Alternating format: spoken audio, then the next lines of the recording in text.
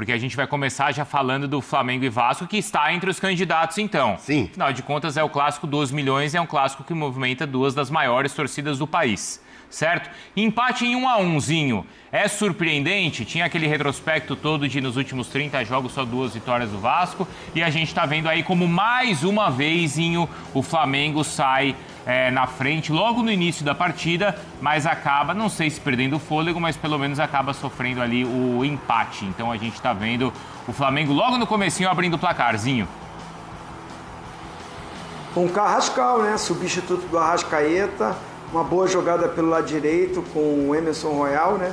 Também opção do Felipe Luiz para o jogo de hoje, né? Varela, que para mim foi o melhor jogador do Flamengo, principalmente o primeiro tempo do Flamengo contra o Estudiantes.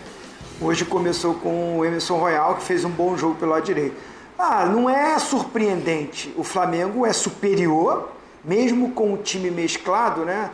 Acho que começa o jogo daquele time que começou quinta-feira, eram 5 jogadores que iniciaram o jogo hoje, se não me engano, né? O Rossi, o Léo Ortiz, o Ayrton Lucas, o Saul e faltou um. Plata, 6.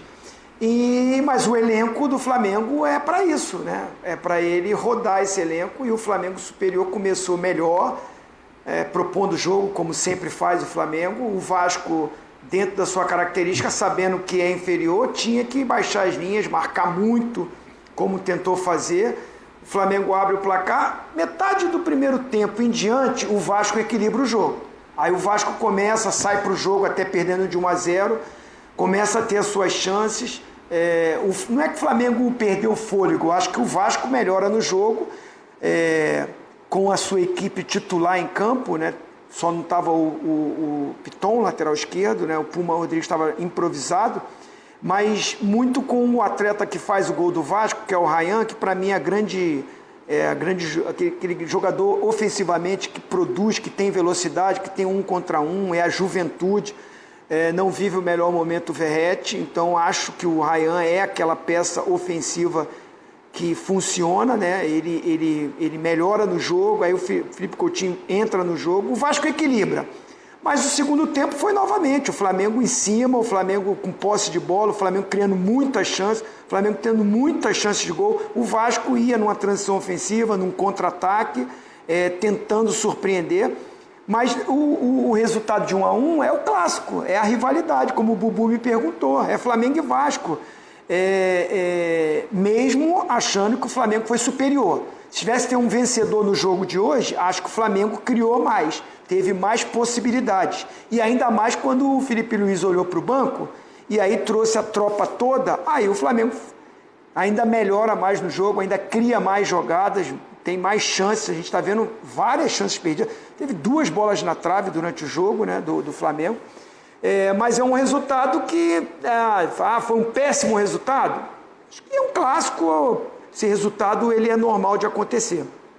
Recentemente, até pensando aí na disputa pela liderança da competição, existiu um empate entre Palmeiras e Corinthians recentemente, né? Um pouquinho antes da data FIFA. Bubu, o Flamengo teve muitas chances realmente na segunda etapa.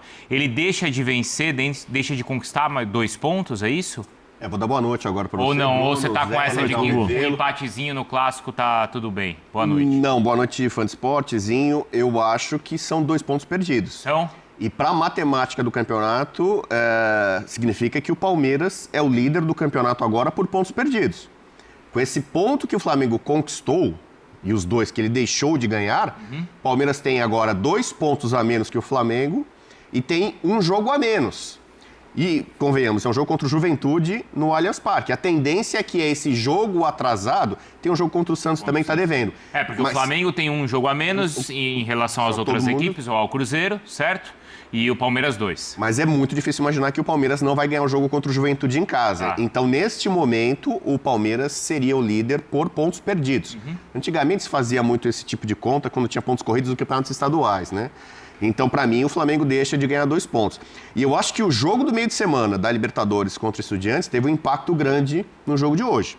Se o Flamengo tivesse vencido, por exemplo, 4-0, e no primeiro tempo o Flamengo fez 2-0 rapidamente, muita gente vai ser goleada. Quanto é que vai terminar isso aqui? O Flamengo no primeiro tempo já vai estar classificado, vai tirar o pé no final, e aí possivelmente esse jogo tivesse uma participação maior de titulares. O jogo da volta não seria tão decisivo ou tão dramático como promete ser. Né? Todas as circunstâncias do jogo contra o Estudiantes, a questão da arbitragem, nervosismo, tensão, o 2-1 no final, ficou um gosto meio que amargo. E aí o Felipe Luiz acha que a escalação de hoje passa pelos dois jogos. O jogo anterior contra o Estudiantes e o próximo.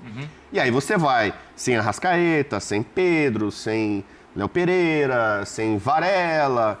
Tal. O Saúl, que era um cara que estava com lesão, ele estava sentindo o tornozelo até ontem, acho. E ontem ele treinou. O Saúl era um cara que era tipo dúvida para a partida. O Saúl começa jogando, aliás, faz mais uma partidaça, eu acho. Quase ele faz um golaço, a bola bate na trave, ele voltando para marcar, desarmar aqui atrás. Inclusive o Ryan, acho que tem um lance que ele desarma, né? Que o Ryan é a fumaça lá, realmente é um garoto atrevido, abusado, como falou o Zinho. Então, para mim, o Flamengo, pelo número, se você pegar as estatísticas, o Flamengo teve tudo para ganhar o jogo, especialmente ali na reta final. O Pedro teve 2 chances assim que ele normalmente não desperdiçaria. Alguns jogadores abaixo, o Vinha, para mim, abaixo. O Rossi, acho que também merece discussão. A gente vê o jogo muito com os flamenguistas ali. Galera cornetando o Rossi, bola parada, que em tese o Flamengo hoje tem uma defesa muito sólida. Tomar um gol do Ryan. O Ryan fez um gol de Verrete, né? Foi. O Ryan, a gente sabe que ele é liso. O Rossi saiu mal, né? Então, o Rossi saiu mal. E não é tão incomum isso, né? Em algumas saídas ele finge que vai, não vai, fica. E o goleiro tem que ser decisivo, né? Ou sai e decide, soca a bola, ou fica bem posicionado para fazer a defesa.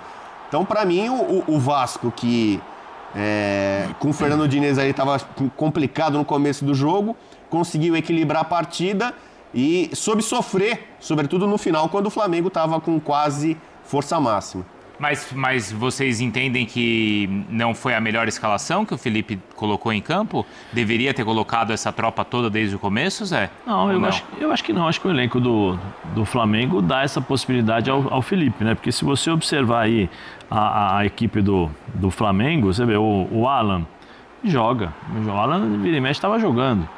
Agora com o Jorginho fora, ele começou a jogar o De La Cruz, que jogou contra o Estudiantes, mas também vinha no banco. Então, era um jogador que vinha jogando. O Emerson Royal é pau a pau ali com o Varela, vem jogando sempre também. Aí o Danilo também é um bom jogador. Sim, claro. Né? Então, o time ele foi montado para isso. Eu acho, por exemplo, que o Everton Cebolinha, eu acho que não jogou, deu aquele chute na trave logo no comecinho, mas ele não participou tanto do jogo como se esperava, ou pudesse jogar um pouco mais ou atingir aquilo que os jogadores vinham jogando, que eu acho que ele foi bem abaixo. Mas é natural, você tem que colocar para jogar.